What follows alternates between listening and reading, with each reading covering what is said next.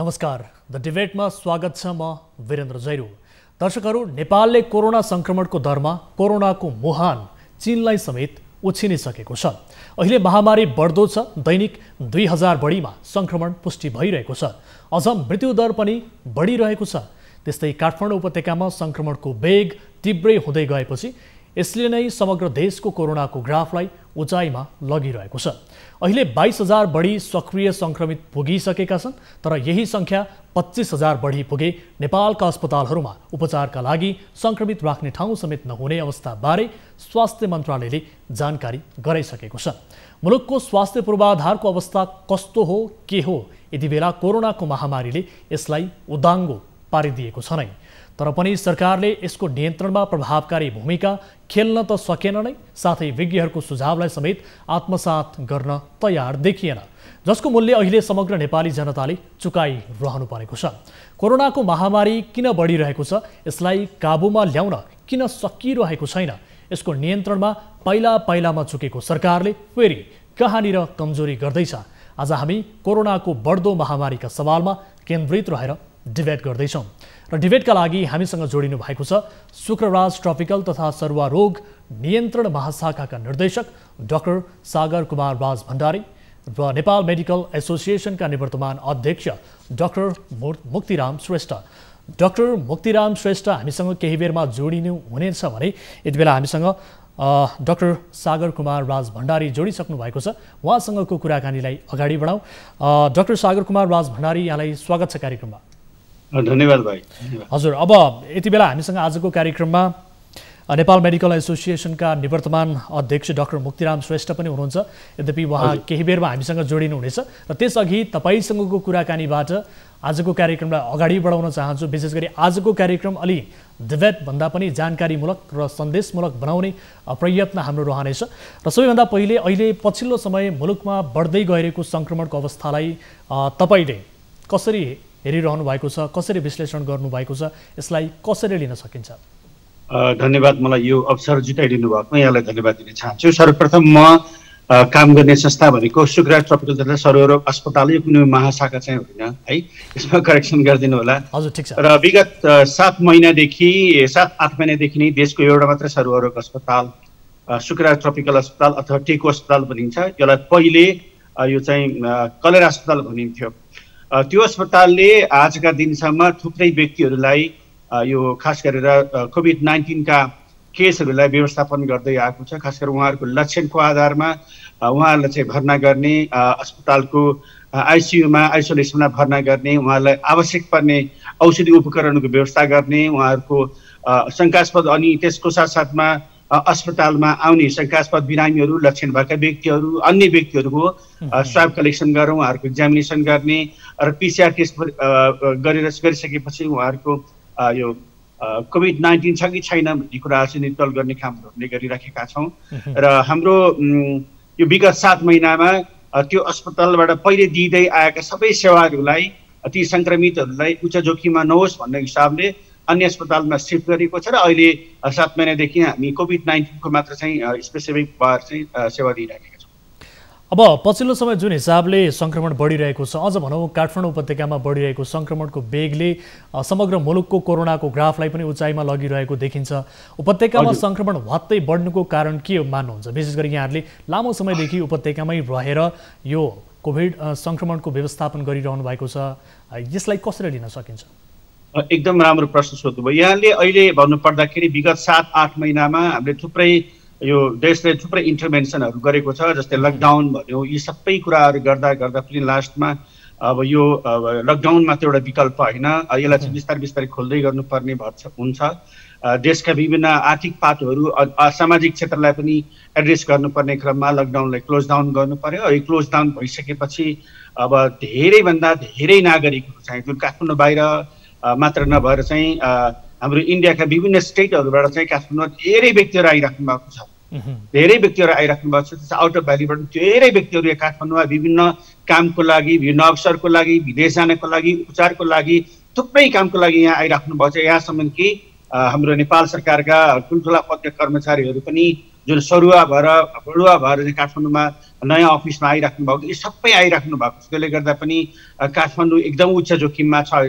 अहिले के पनि देखिएको छ, हाम्रो अस्पतालमा हरेक दिन 800-900 जना व्यक्तिहरू जुन परीक्षणको लागि आइराख्नु भएको छ। त्यसमध्ये विदिन द काठमाडौँ भ्यालीका जुन स्थानीय बासिन्दाहरू छ, स्थानीय बासिन्दा र पहाडी मुलुकका जुन यो बासिन्दाहरूमा पर्सेन्टेजको हिसाबले गर्दाखेरि अलमोस्ट 20 देखि 30% पोजिटिभिटी देखिएको छ। अर्थात् भन्ने बेलामा जस्तै 5 जनामा 4 देखि 5 जनामा 1 जनामा पोजिटिभ देखिएको छ भने हाम्रो परीक्षण गर्ने क्रममा त्यस्तै तराईबाट आउने व्यक्तिहरूमा पनि 5 देखि 7% बिचमा चाहिँ यो तराई र चाहिँ इन्डियाबाट आउने व्यक्तिहरूमा यो पोजिटिभिटी देखिएको छ। यसको अर्थ भनेको मतलब यो ट्रान्समिसन कम्युनिटी लेभलमा पुगिसकेको छ। यहाँसम्म कि एउटै परिवारका 5-6-7 जना व्यक्तिहरूलाई पनि इन्फेक्टेड भएको पाइएको छ। ठिक छ, यति बेला हामीसँग डाक्टर मुक्तिराम श्रेष्ठ पनि जोडिसक्नु भएको छ। डाक्टर मुक्तिराम, यहाँलाई स्वागत गर्न चाहन्छु कार्यक्रममा। धन्यवाद। हजुर, अब पछिल्लो समय जुन हिसाबले सङ्क्रमण बढिरहेको छ, तपाईँले आफ्नो तर्फबाट यसलाई कसरी विश्लेषण गरिरहनु भएको छ, कसरी हेरिरहनु भएको छ? यो सङ्क्रमण मुलुकमा जुन हिसाबले बढ्दो छ यसलाई कसरी लिन सकिन्छ?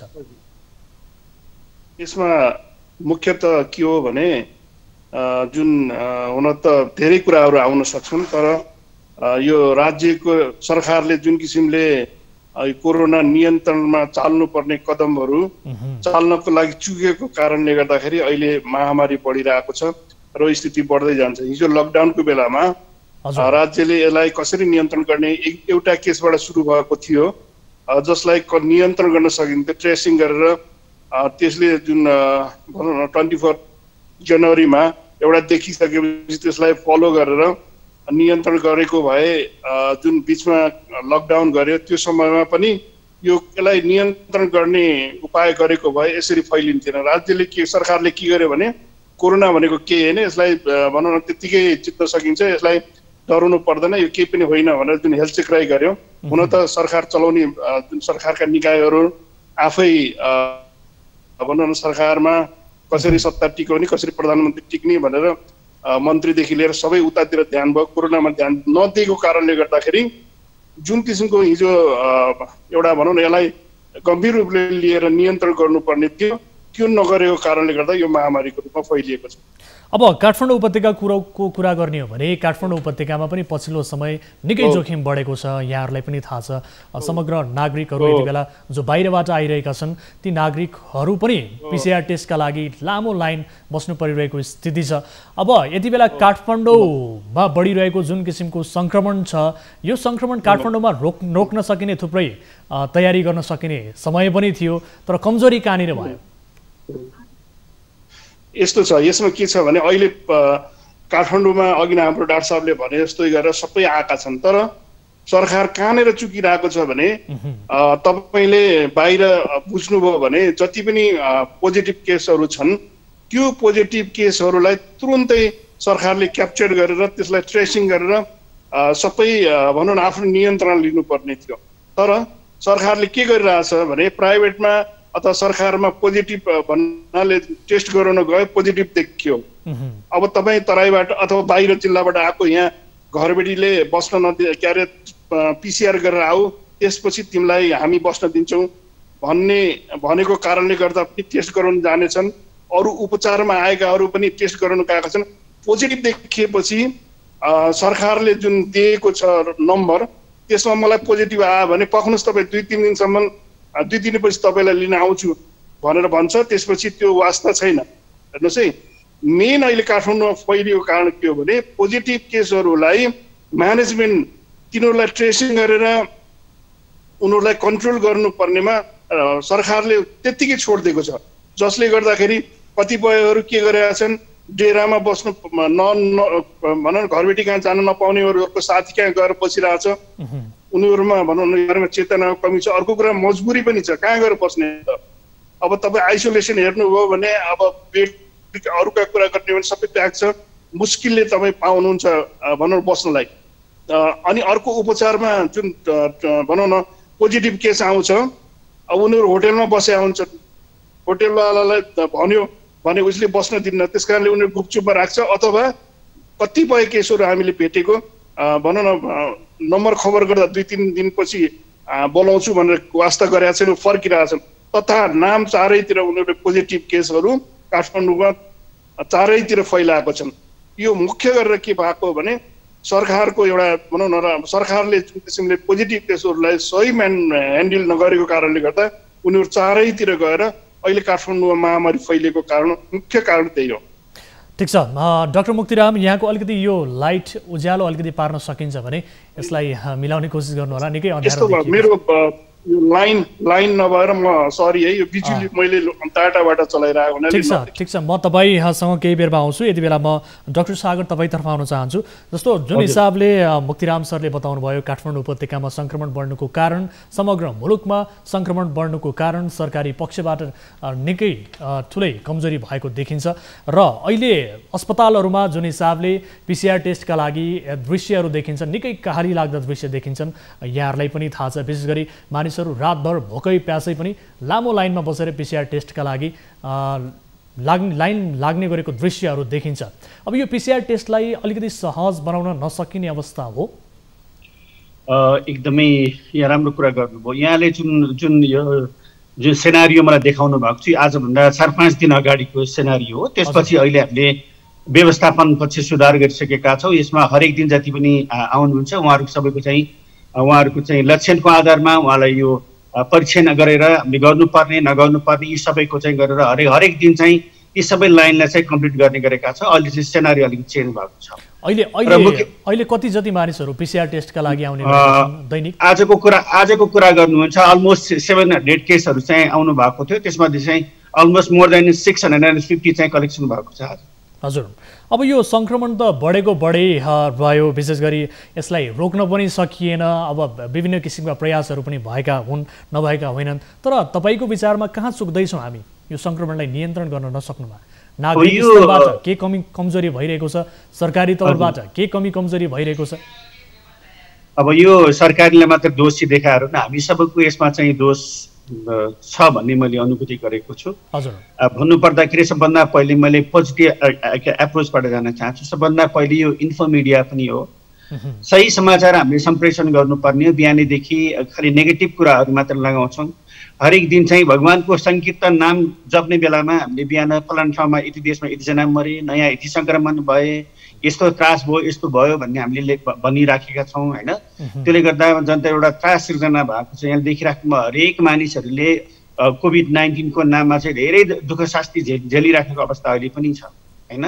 कतिपय व्यक्तिहरू कोभिड-19 को नाममा, पिसिआर को नाममा घरभित्र बस्न नसकेको, अनि कुनै काम बिजनेसमा चाहिँ काम गर्न नसकेको यस्तो थुप्रै अवस्थाहरू छ। निको भइसके पनि घरमा जाँदाखेरि फ्यामिलीले एक्सेप्ट नगरेर चाहिँ एउटा आत्महत्या वरण गरेको यस्ता घटनाहरू थुप्रै देखिरहेको छ। अहिले यो इन्फोमिडियालाई पनि अलिकति म्यानेज गर्नुपर्ने हुन्छ।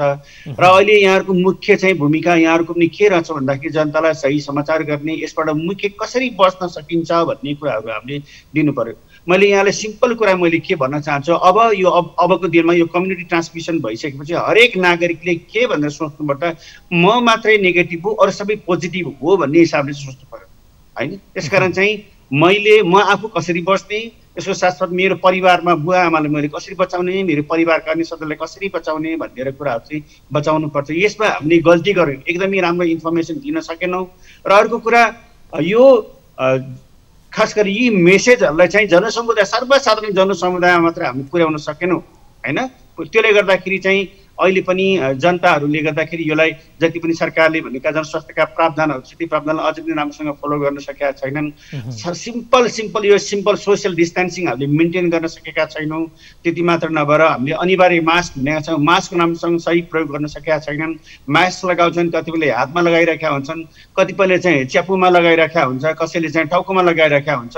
सही सदुपयोग गरेको हुँदैन अथवा ह्यान्ड हाइजिनका कुराहरू राम्रो गरेको हुँदैन। पसलहरू खोलिराखेका छन्, मास्क नलाइकन चाहिँ एकदमै भिडभाड देखिन्छ। कुनै सर्टेन अफिसहरूमा त्यो चाहिँ यो सोसियल डिस्टेन्सिङका कुराहरूलाई फलो गरिएको हुँदैन। त्यसले गर्दाखेरि एकदमै अहिले पनि हामी एकदमै जोखिममा छौँ। त्यसकारण गल्ती यसको उसको भन्दाखेरि हामी सबैको गल्ती भएको चाहिँ जस्तो मैले महसुस गरेको छु। अबको दिनमा अब के सोच्नु पर्यो भन्दाखेरि अब यो फिगरले के देखाउँछ, जति यो काठमाडौँमा असर छ सायद अरू जिल्लाहरूमा त्यस्तो देखिँदैन। अब दसैँ तिहारहरू आउँदैछ, दसैँ तिहार आउने क्रममा हुन त स्वास्थ्य मन्त्रालयले भनेको छ तपाईँ जुन ठाउँमा हुनुहुन्छ त्यही दसैँ मनाउनुहोस्, भिडभाड नगर्नुहोस्, सानो परिवारमा मात्र चाहिँ मनाउनुहोस् भनिराखेको छ। अब त्यसलाई दसैँमा हामी जति पनि हामीले देखिरहेका छौँ यो बिचमा थुप्रै हजारौँ व्यक्तिहरू चाहिँ अब काठमाडौँ भ्यालीदेखि आफ्नो घरमा जाँदै हुनुहुन्छ। त्यसकारण यो क्रममा यहाँले चाहिँ काठमाडौँ भएको जुन सङ्क्रमण आफ्नो गाउँठाउँमा लाँदै हुनुहुन्छ, त्यसकारण एकदम यहाँलाई चाहिँ म के अनुरोध गर्न चाहन्छु भने कमसेकम अहिले पनि टाइम छ। यहाँले कमसेकम यो सरकारले भनेको एसएमएसलाई एकदमै फलो गर्ने, अनावश्यक भिडभाड नगर्ने, भिडभाडमा नजाने, यस्तो गरिदिनु भयो भने अलि पनि हामी अझै पनि त्यति नराम्रो अवस्था छैन, यसलाई केही सुधार गर्न सकिन्छ। त्यसकारण अब हामीले के सोच्नु पर्दैन, हाम्रो परिवारको सदस्यहरूलाई, घरको बुवा आमाहरूलाई यी सबैलाई पनि यदि बचाउनु छ भने हामीले यो चाहिँ सरकारले भनेका जनस्वास्थ्यका प्रावधानलाई चाहिँ अक्षरशः पालना गर्नु। ठिक छ डाक्टर मुक्तिराम, म तपाईँतर्फ आउन चाहन्छु। जस्तो अब विशेष गरी यति बेला सङ्क्रमण बढ्नुको कारणमा जनताले पनि स्वास्थ्यको मापदण्ड प्रपर रूपमा पालना नगरेका कारण यसको सङ्क्रमण बढ्यो भनेर भनिरहँदा र सरकारले पनि यही दाबी गरिरहँदा अहिले प्रधानमन्त्री निवास सरकारी निवास बालुवाटारमा पनि कोरोना सङ्क्रमण पुगिसकेको स्थिति छ। के त्यहाँ पनि यसको मापदण्डको पालना नभएको भन्न सकिन्छ? यस्तो हो नि, के छ भने तपाईँले मिडियाको कुरा होइन डाक्टर साहबले मिडियाको कुरा उठाउनु भयो नि, मिडियाले जजायत गरेका छन्। एउटा तपाईँको के भन्छ पिसिआर गरेर रातभरि तपाईँ एउटै ठाउँमा 8-10 जना एउटै कपडा ओढेर सुतेपछि त्यो सबैलाई सर्छै सर्दैन। अब यस्तै किसिमले अन्य ठाउँहरूमा पनि त्यो किसिमको समस्या छ। जहाँसम्म प्रधानमन्त्री कार्यालयको कुरा छ त्यहाँनिर के छ भने उहाँहरू पब्लिक कन्ट्याक्टमा आउने भएको हुनाले जुन सङ्क्रमित केसहरू छन् ती केसहरूबाट उहाँहरू पब्लिक कन्ट्याक्ट गर्ने भएको हुनाले त्यहाँ पनि सरेको हो। समग्रमा हेर्दाखेरि अब जनता भनौँ न हाम्रो शैक्षिक लेभल कति छ त्यो कुरा बुझ्न जरुरी छ। हामीले एवारनेसको कार्यक्रम कति सञ्चालन गरेका छौँ, सरकारले भनौँ न लकडाउन पछि लकडाउन भनौँ न कसरी सुरुवात गर्यो, 81 लकडाउनलाई अन्त्य गरिदियो, मानौ भनौँ न सबै कोरोना सकियो भन्ने किसिमले आफ्नो स्ट्राटेजी प्लान के पनि छैन बनाएको। प्लान बिना प्लान भोलि के गर्ने भन्ने प्लानै नबनाइकन भोलि यो हाम्रो लकडाउन खुले पनि हाम्रो कोरोनाको जुन समस्या हो यथावत छ भन्ने किसिमको जनमानसमा जाने किसिमको सन्देश नदिकन जुन किसिमले खोल्यो।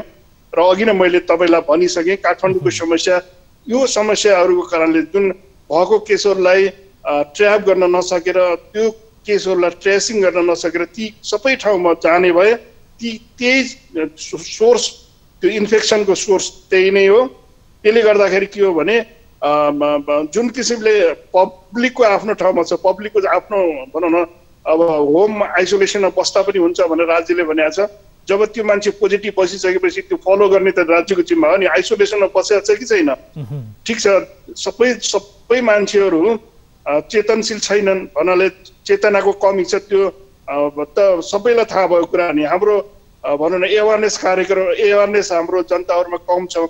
त्यस कारणले गर्दा पनि सरकारले बढी जोड दिनुपर्छ। जनताको आफ्नो भनौँ न आफ्नो भूमिका पनि छ, तर बढी चाहिँ राज्यको भूमिका हुन्छ। राज्य यसै कुरामा चुकिरहेछ, जसले गर्दा काठमाडौँ भ्यालीमा यो एकदमै व्यापक गएको छ। प्रधानमन्त्रीको भनौँ न निजी सचिवालय जस्तो सुरक्षित ठाउँहरूमा पनि यो पस्नुको कारण के हो भने सङ्क्रमितहरू एकदमै सर्पष्ट हिँडिरहेको छन्, डुलिरहेको छन्, प्रत्येक ठाउँमा उनीहरूको पहुँच छ। त्यसले गर्दाखेरि यो जुन के भन्छ सङ्क्रमणको सङ्ख्या एकदम वृद्धि भइरहेछ। ठिक छ, म यहाँहरूसँग केही बेरको ब्रेक पश्चात पुनः जोडिनेछु।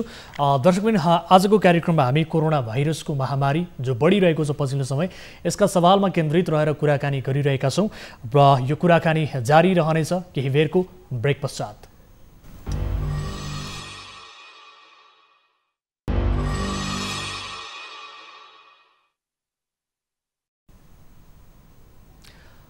दर्शकहरू, ब्रेकपछि पुनः स्वागत छ। कार्यक्रम द डिबेटमा छौँ। आजको डिबेटमा हामी विशेष गरी कोरोना भाइरसको सन्दर्भमा केन्द्रित रहेर शुक्रराज ट्रपिकल तथा सरुवा रोग अस्पतालका निर्देशक डाक्टर सागर कुमार राज भण्डारी र नेपाल मेडिकल एसोसिएसनका निवर्तमान अध्यक्ष डाक्टर मुक्तिराम श्रेष्ठसँग कुराकानी गरिरहेका छौँ। म यहाँहरू दुवैलाई कार्यक्रममा पुनः स्वागत गर्न चाहन्छु। धन्यवाद। हस्, धन्यवाद। हजुर, डाक्टर सागर, म तपाईँतर्फ आउन चाहन्छु। विशेष गरी काठमाडौँ उपत्यकामा पछिल्लो समय जुन हिसाबले जुन दरले सङ्क्रमण बढेको छ, यसलाई रोक्नका लागि पनि निकै एउटा चुनौती पनि देखिएको छ। अब यो अवस्थालाई कसरी सुधारमा ल्याउन सकिएला? अब यो सुधार्नको लागि सबभन्दा पहिले त अब यो हामीले भनिराखेको चिज थुप्रै चिजहरू गर्नुपर्ने हुन्छ। जस्तै लक्षण भएका व्यक्तिहरूको चाहिँ 100% PCR टेस्ट गर्नुपर्छ। हजुर, अहिले काठमाडौँ उपत्यकामा भएका अस्पतालहरूलाई सबै लक्षण भएका व्यक्तिहरूलाई मात्र राख्नु सम्भव चाहिँ छैन अहिले। किन भन्दाखेरि यहाँ देखिराख्नु भएको छ आइसियु बेडदेखि लिएर अन्य बेडहरू पनि एकदमै 100% अकुपाई भइसकेको छ। त्यसकारण गम्भीर प्रकारका बिरामीहरूलाई जसलाई कन्टिन्युस अक्सिजन दिनुपर्ने हुन्छ त्यस्ता व्यक्तिहरूलाई कोभिड-19 को डेडिकेटेड अस्पताल जस्तै सुखराज अस्पताल, एपिएफ अस्पताल, त्यसपछि तपाईँको पाटना अस्पतालमा चाहिँ एडमिसन गर्न सकिन्छ। र पछिल्लो समयमा अन्य अस्पतालहरू पनि सरकारले डेडिकेटेड अस्पतालको रूपमा चाहिँ डेभलप गरेको छ। ती अस्पतालहरूमा उहाँले चाहिँ भर्ना गर्नुपर्ने हुन्छ। र जसको लक्षणहरू देखिया छन्, जसको हल्का लक्षणहरू छ, ती केसहरूलाई अन्य अस्पतालहरूमा जुन सरकारले चाहिँ डिजाइनेट गरेको छ ती अस्पतालहरूमा भर्ना गर्नुपर्ने देखिन्छ। जसको लक्षणहरू छैन, लक्षण नभएका व्यक्तिहरूलाई अस्पतालमा भर्ना गर्नु पर्दैन, अब आवश्यकता देखिँदैन। यदि उहाँहरूको घरमा उहाँहरूलाई चाहिँ होममा आइसोलेसनमै राख्ने जस्ता पूर्वाधारहरू छ अथवा जुन क्राइटेरिया फिट हुन्छ भने उहाँहरूले चाहिँ घरमै राख्न सकिन्छ। र त्यसको लागि एउटा जरुरी के देखिन्छ भन्दा अहिले हामीले भनेको लोकल CICT टिम भनेको छ र सुपरभाइजर टिमहरूसँग एकदम राम्रो कोअर्डिनेसन गरेर उहाँलाई चाहिँ व्यवस्थापन गर्न सक्नुपर्छ। र अर्को हामीले भनिराखेका ती केसहरूको सम्बन्धमा सङ्क्रमण रोक्नको लागि यो भिडभाड भन्ने चिज एकदमै कन्ट्रोल गर्नुपर्ने हुन्छ। सोसियल डिस्टेन्सलाई एकदमै मेन्टेन गर्नुपर्ने हुन्छ। यहाँ देखिराखेको छ अन्य हरेक ठाउँहरूमा, हरेक कार्यालयहरूमा एकदमै अनावश्यक भिडभाड देखिराखेको छ, सभा सम्मेलनहरू भइराखेको छ, हडताल जुलुसहरू भइरहेको छ। यसमा चाहिँ कमसेकम यस्तो अवस्थामा ती चिजहरूलाई हामीले एउटा कन्ट्रोल गर्न सक्यो भने सङ्क्रमण दरलाई पनि कम गर्न सकिन्छ। र तेस्रो भनेको अब आउने व्यक्तिहरूलाई जति पनि व्यक्तिहरू आउनुहुन्छ, अहिले हजारौँ व्यक्तिहरू चाहिँ तराईका विभिन्न ठाउँहरूबाट, इन्डियाबाट थुप्रै व्यक्तिहरू हजारौँ व्यक्तिहरू आइराख्नु भएको छ। उहाँहरूलाई पनि सबैलाई PCR गर्न आवश्यकता पर्दैन। यदि उहाँहरूमा कुनै लक्षण छ भने तत्कालै PCR गर्ने हो। यदि होइन भने उहाँहरूलाई कमसेकम 14 दिनसम्म जहाँ बसिराख्नु भएको छ उहाँहरू त्यही घरमा बसेर चाहिँ बस्नुपर्छ। अनि डेरावालाहरूले पनि उहाँहरूलाई PCR को नाममा आतंक सिर्जना गर्नु हुँदैन। र अहिले अर्को चाहिँ हामीका दबाब देखिएको के भन्दाखेरि कतिपय लोकसेवाका एक्जामहरूमा, कतिपय चाहिँ विभिन्न प्रकारको सरकारी सेवामा प्रवेश गर्नको लागि कतिपय ठाउँहरूमा मेडिकल कलेज र अन्य कलेजहरू र एक्जामिनेसन विभिन्न लोकसेवाको तयारीको लागि पनि PCR टेस्ट अनिवार्य गरेको छ। त्यसकारण यो PCR टेस्टको नाममा चाहिँ हामी यो कसैलाई पनि आतंक सिर्जना गर्नु हुँदैन। यसले गर्दाखेरि हामीले अनावश्यकमा हाम्रो स्रोत दुरुपयोग हुन्छ, आवश्यक पर्ने मान्छेलाई यो चाहिँ पुग्दैन। त्यसकारण चाहिँ त्यो आतंक सिर्जना नगरिदिनु हुन म सबैलाई अनुरोध गर्दछु। र मुख्य कुरा, यदि उहाँहरूलाई यस्तो प्रकारको लक्षणहरू छ भने घरमै बस्ने 14 दिनसम्म गऱ्यो भने जुन भाइरसको प्रकृति यो एउटा कस्तो हुन्छ भन्दाखेरि 14 दिन पुगिसकेपछि भाइरस निष्क्रिय हुन्छ, अर्को व्यक्तिमा सर्न सक्ने हुँदैन। त्यसकारण चाहिँ कमसेकम 2-3 हप्तासम्म एउटा चाहिँ हामी एउटा के भन्छ एउटा निषेधाज्ञा अझै पनि यसलाई चाहिँ हामीले चाहिँ कन्टिन्युएसन मतलब निषेधाज्ञा सरकारी रूपमा निषेधाज्ञा होइन कि व्यक्तिगत रूपमा आफ्नो भित्र आत्मै एउटा चाहिँ निषेधाज्ञाको त्यसलाई फलो गरेर बस्न सक्यो। इच एन्ड एभ्री इन्डिभिजुअलले यस्तो गर्न सक्यो भने यसलाई जित्न सकिन्छ। तर समस्या दिन प्रतिदिन विकराल बन्दै गइरहेको स्थिति छ। मुलुक कोरोना भाइरसको सङ्क्रमणको भुङ्ग्रोमा फस्दै गइरहेको स्थिति छ। एकातिर भने यो कोरोना भनेको केही पनि होइन भन्ने किसिमको मानसिकताले पनि जरो गाडेको देखिन्छ समुदायमा। यो मानसिकता अझै कति घातक बन्न सक्ने अवस्था देखिन्छ? एकदमै यसैले त अहिले चाहिँ हाम्रो नेपाली समुदायलाई चाहिँ यसले बिगारेको। यसले यस्तो इन्फो मिडिया मैले भन्छु, खास गरेर यो सम्बन्धी रङ इन्फर्मेसनहरू जति पनि दिइराखेको छ यसलाई चाहिँ यो बिजनेसको रूपमा लियो, आफ्नो यो PCR किटहरू बेच्नको लागि अथवा विभिन्न औषधिहरू बेच्नको लागि, तपाईँको सेनिटाइजर बेच्नको लागि हावा मात्र भनिरहेको छ। वास्तवमा यो होइन। यहाँ देखिराखेका छौँ बिचरा केही नभएको 30-35 वर्षको मान्छेले कोभिड-19 को नाममा राम्रोसँग उपचार नपाएर, अक्सिजन नपाएर चाहिँ मृत्युवरण गरिराखेको छ। एकदमै छिटो नै एकदमै मृत्युवरण गरिराखेको छ। त्यसकारण चाहिँ यो खेला चाहिँ होइन, एकदमै अब जति पनि हाम्रो स्वास्थ्यकर्मी, थुप्रै स्वास्थ्यकर्मी 400-500 जना देशभरि 400-500 जना स्वास्थ्यकर्मीहरू सङ्क्रमितको प्रत्यक्ष सम्पर्कमा रहेको स्वास्थ्यकर्मीहरूले चाहिँ एकदमै उहाँ इन्फेक्टेड भएर चाहिँ त्यस्तो अवस्था भइसकेको छ। एकजना चिकित्सक पनि यहाँले चिकित्सक थुप्रै हाम्रो साथीहरूले पनि मृत्युवरण गरिसकेको अवस्था छ। यसकारण चाहिँ यसलाई एउटा खेलाचीको रूपमा लिनु हुँदैन। एउटा चाहिँ यो वर्षको एकदमै यो ठुलो शताब्दीको एकदमै ठुलो महाआतङ्क चाहिँ मैले भन्न चाहन्छु। यो आतङ्कमा हामी सबै संयम भएर एकदम अनुशासित भएर धैर्य भएर नातिकन यसलाई चाहिँ एउटा सरकारले जुन हामीले भनिराखेका सरकारले मात्र नबनिकन अब हामी इच एन्ड एभ्री इन्डिभिजुअली आफ्नो आफैदेखि नै एउटा चाहिँ यहाँ अघि भने जस्तै तपाईँको लकडाउनको अवस्थामा बस्यो भने यसलाई चाहिँ हामीले केवटा चाहिँ स्टेजमा लान सक्छौँ। डाक्टर मुक्ति तपाईँतर्फ आउँछु म। विशेष गरी यति बेला अब निषेधाज्ञा हटेसँगै चारैतिर चाहिँ चहल पहल बढेको स्थिति छ। आवत जावत निर्बाध रूपमा चलिरहेको छ, त्यो सडकमा होस् या आकाशमा। यसले सङ्क्रमणको दरलाई थप बढाउने सम्भावना कति छ र मुलुक थप स्वास्थ्य सङ्कटमा फस्ने सम्भावना कति देख्नु भएको छ यहाँले? अब यस्तो छ, मैले अघि नै भनिसकेँ, कोरोना नियन्त्रणमा राज्य टोटल्ली फेलियर भएको छ। हजुर, यस्तै हिसाब किताबले जाने हो भने हाम्रो नेपालमा अहिले 90,000 को हाराहारीमा भएको छ। यो 5.5 लाखदेखि 6 लाखको बिचमा कोरोना सङ्क्रमित हुने आँकडा देख्न सकिन्छ। के छ भने अहिले जस्तो सङ्क्रमणको बाहिर जुन मैले अघि नै पनि भनिसकेको छु, जबसम्म राज्यले यो सङ्क्रमितमा व्यक्ति दर्शक यति बेला नेपाल मेडिकल एसोसिएसनका निवर्तमान अध्यक्ष डाक्टर मुक्तिराम श्रेष्ठसँगको प्राविधिक गडबडी भएको छ। मुक्तिराम सुन्दै हुनुहुन्छ सर? हजुर सुनिरहेछु। हजुर कन्टिन्यू गर्नु होला। जबसम्म मैले अघि नै भनिसकेँ, यो जबसम्म पोजिटिभ केसहरूलाई ट्र्यापमा लिएर ट्रेसिङ गरिँदैन, यो मैले भने नि सङ्ख्या यो नेपालमा 5 लाखदेखि 6 लाखको बिचमा पुग्ने भने WHO ले दिएको जुन अहिले इस्टिमेट छ त्यो अनुसार यदि कन्ट्रोल गरिएन भने नेपालमा 5 लाखदेखि 6 लाखको बिचमा इन्फेक्सन हुन सक्छ। जुन बाहिर हिँडिरहेको कुरा छ, बाहिर यो त भनौँ न सबै मैले अघि नै पनि भनिसकेँ, नेपालीहरू सबै सचेत छैनन्। सचेत नभएको कारणले गर्दा नै राज्यको विशेष भूमिका रहेको हो। राज्य भनेको त भनौँ न सचेत नागरिक कम भएको कारण, नागरिकको एजुकेसन लेभल कम भएको हुनाले सबै कुराको कारणले गर्दाखेरि वाच गर्नुपर्ने विदेशतिर जहाँ एजुकेटेड समाजमा त भने मात्रै पनि पुग्छ नि, उनीहरू भनौँ न होम आइसोलेसनमा ठिक छ, होम आइसोलेसनमा बस्नुपर्छ भनेर होम आइसोलेसनमा बस्छन् होइन, पालना गर्ने कुरा गर्छन्। तर हाम्रो एवारनेसको जुन लेभल हो कम भएको कारणले गर्दाखेरि सरकारको यसमा बढी दायित्व हुन्छ। र जुन बाहिर हिँडिरहेको पोजिटिभ केस छ त्यसलाई ट्र्यापमा र त्यसलाई ट्रेसिङ नगरेसम्म, ट्रेसिङ त्यसले कोसँग कन्ट्याक्ट गरेको छ ती कन्ट्याक्ट गरेका भनौँ न मान्छेहरूलाई ल्याएर भनौँ न PCR गरेर PCRको दायरा PCR गर्नै पर्दैन भनेर राज्यले निर्णय गर्यो। अब भनौँ न धेरै कुराहरू छन्। अब फ्रन्ट लाइनमा काम गर्नेलाई पनि सिम्पटम देखिएन भने भनौँ न PCR गर्न पर्दैन भनेर राज्यले निर्णय गर्छ। यस्तो खराब किसिमको गलत निर्णय गरेको कारणले गर्दा पनि भनौँ न सिम्पटम देखिने भन्दा नदेखिनेमा बढी भनौँ, किनभने ऊ फ्रिली हिँड्छ, फ्रिली भनौँ न यताउति हिँड्छ, त्यसले गर्दाखेरि उसले रोग सार्ने सम्भावना बढी हुन्छ। हजुर, अनि हामीले यसको बारेमा पनि अस्ति मात्रै केही दिन पहिला गरेको निर्णयमा हामीले विरोध पनि गरिरहेका छौँ। यस्तो किसिमको गलत निर्णय गर्नु हुँदैन। राज्य भनेको जिम्मेवार हो, जनताको ठिक छ। फेरि जनता पनि यसको पक्ष, जनताले पनि यसबाट बच्नको लागि भनौँ सावधानी अप्नाउनु पर्छ। त्यो आफ्नो ठाउँमा छ, त्यो पाटो छ।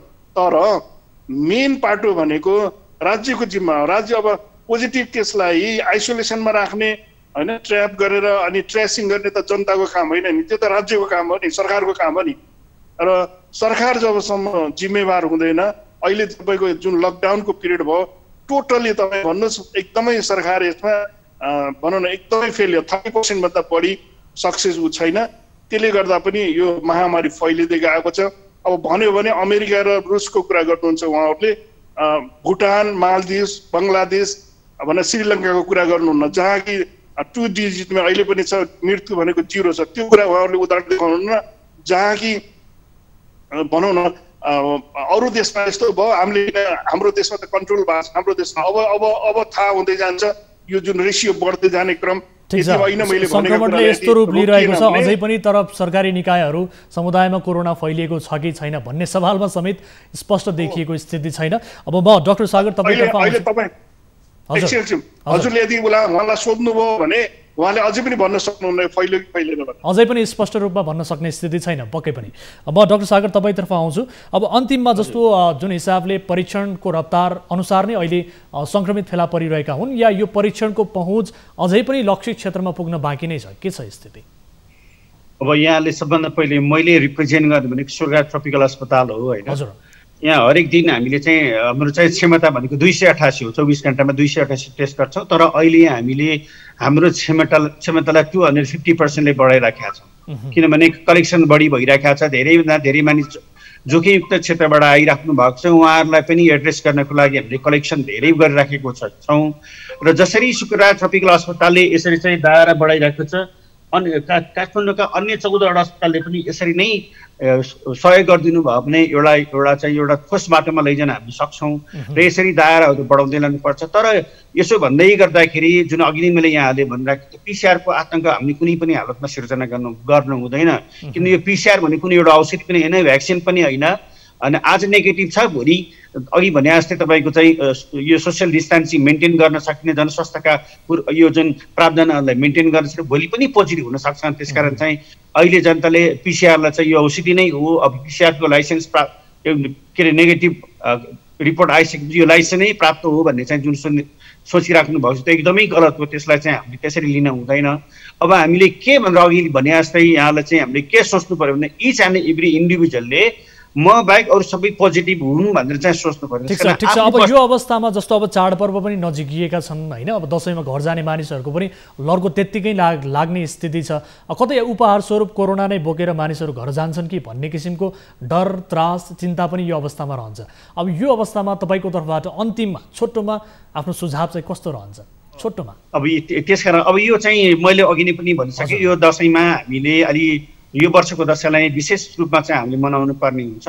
सानो परिवार बसेर हामी जुन ठाउँमा बसिरहेका छौँ ती ठाउँमा चाहिँ हामीले यो चाहिँ दसैँ मनाउन सकिन्छ। र भेटघाटको लागि अहिले तपाईँहरूले भने जस्तो विभिन्न किसिमका सोसियल मिडियाहरूलाई चाहिँ प्रयोग गर्न सकिन्छ, भाइबरदेखि लिएर स्काइप, जुम यी सबैलाई हामीले प्रयोग गर्न सकिन्छ। त्यसकारण चाहिँ अहिले जुन ठाउँमा बसिरहेको छ ती ठाउँमा गरौँ। अनि गर्ने क्रममा चाहिँ मन्दिरहरूमा अनावश्यक रूपमा भिडभाड नगर्ने होइन, यो सरकारले भनेका एसएमएसलाई एकदमै फलो गर्ने, यसरी हामीले मनाउनु पर्ने हुन्छ। ठिक छ। अब डाक्टर मुक्तिराम तपाईँको तर्फबाट अन्तिममा छोटो मेसेज चाहिँ के छ आम नागरिकलाई? मेरो सर्टकटमा के छ भने हजुर, राज्य चाहिँ संवेदनशील छैन, त्यस कारणले गर्दा हामी सबै चाहे त्यो एजुकेटेड हुन् नन एजुकेटेड हुन् सबै जनताहरू आफै संयमित भएर यो कोरोनाको विरुद्धमा लडौँ। अथवा जुन किसिमका यसबाट बच्ने उपायहरू छन्, अब चाडपर्वलाई यसलाई भनौँ न ठुलो कुरा नमानेर कोरोना ठुलो कुरा हो भनेर यसलाई मेजर कुरा मानेर सबै सावधानी भएर यसबाट बच्नको लागि अपनाउनु पर्ने कुराहरू आफै अपनाउने। अब राज्य सरकारको आश गरेर हुँदैन, किनभने सरकार अर्कै खेलमा छ, कमिसन कहाँबाट आउँछ, कहाँबाट पैसा कमाउन पाइन्छ भन्ने खेलमा छ। त्यस कारणले गर्दा अब हामी जनता सबै आफ्नो ठाउँबाट कोरोनाको विरुद्धमा, कोरोना योसँग लड्नको लागि जुन किसिमको अपनाउनु पर्ने सावधानी हो त्यो अपनाएर अगाडि बढौँ भनेर म सम्पूर्ण नेपाली दाजुभाइ दिदीबहिनीहरूलाई अपिल गर्न चाहन्छु। हस्, यहाँको यो महत्त्वपूर्ण समय र जानकारीका लागि दुवैजनालाई धेरै धेरै धन्यवाद। दर्शकबिन, आजको कार्यक्रममा हामीसँग जोडिनु भएको थियो शुक्रराज ट्रपिकल तथा सरुवा रोग अस्पतालका निर्देशक डाक्टर सागर कुमार राज भण्डारी र नेपाल मेडिकल एसोसिएसनका निवर्तमान अध्यक्ष डाक्टर मुक्तिराम श्रेष्ठ। उहाँहरू दुवैजनालाई कार्यक्रममा सहभागिताका लागि धेरै धेरै धन्यवाद दिन चाहन्छौँ। र आज हामीले विशेष गरी कोरोनाको महामारी बढ्दो यो सङ्क्रमणका सवालमा केन्द्रित रहेर कुराकानी गऱ्यौँ र यो कुराकानी सँगसँगै आजलाई कार्यक्रमको निर्धारित समय सकिएको छ। हामी निरन्तर न्युजमा छौँ। नमस्ते।